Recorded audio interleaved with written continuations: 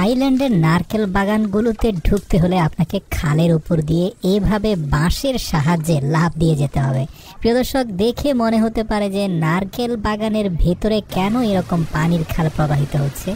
আসলে মূলত যাতে নারকেলগুলোকে পাড়ার সময় সবগুলো নারকেল পানিতে ফেলা যায়, নারকেলগুলো ফেটে না যায়, সেজন্য এই ক্যানেলগুলো করা হয়েছে। এছাড়াও তারা একসাথে শত শত নারকেল বিশাল বড় বাগানের এই প্রান্ত থেকে ও প্রান্তে নিয়ে যাওয়ার জন্য তারা পানির উপর দিয়ে ভাসিয়ে নিয়ে যায়। এটাও খুব চমৎকার। তারপরে দেখা যায় যে একটা ট্রলিতে করে নিয়ে যাচ্ছে এবং ফ্যাক্টরিতে নিয়ে একটা স্বয়ংক্রিয় মেশিনের সাহায্যে নারকেলগুলোকে রাউন্ড শেপে খুবই চমৎকারভাবে কাটিং করছে এবং ধারালো চাপাতির সাহায্যে এগুলোর দু প্রান্ত মসৃণ করে নিচ্ছে। এরপরে কনভেয়ার বেল্টে করে একটা স্বয়ংক্রিয় পানির চৌবাচ্চা নিয়ে ফেলা হচ্ছে।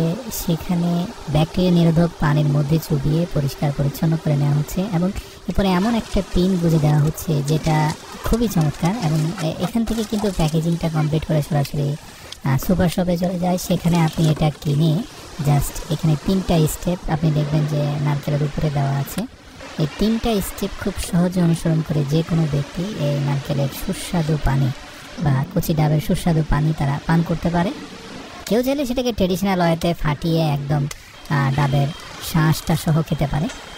আপনি যেটা অবাক হবেন যে পুরো বিশ্বে একমাত্র থাইল্যান্ডকে কোকোনাট হেভেন বলা হয়। মানে এত চমৎকার চমৎকার স্কিল আপনি থাইল্যান্ডের মানুষের মধ্যে দেখবেন। যেমন রাস্তার পাশে দাঁড়িয়ে ট্রেডিশনাল ওয়েতেও কিন্তু কিছু কিছু স্থানে কোকোনাট বিক্রি হয়, বিশেষ করে গ্রাম্য বা রুরাল অঞ্চলে। সেখানে গেলে দেখবেন যে কিছু কিছু মানুষ কচি ডাবকে এত সুন্দর করে কাটছে। মানে সোজা কথা অসাধারণ। আমাদের দেশে স্কেলগুলো খুব একটা দেখা যায় না।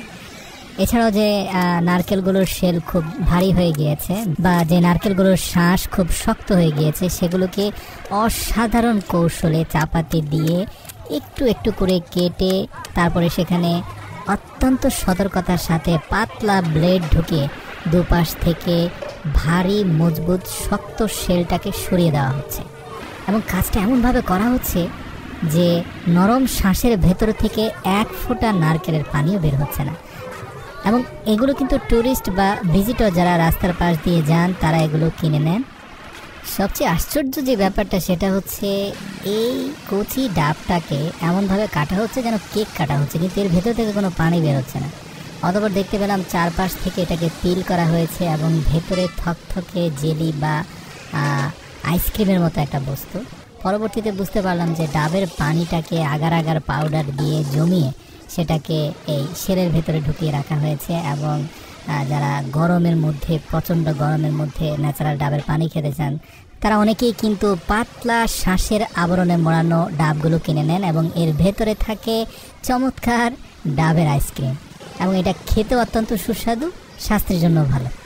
প্রচণ্ড গরমে এই ন্যাচারাল আইসক্রিম আপনাকে অত্যন্ত প্রশান্তি দেবে।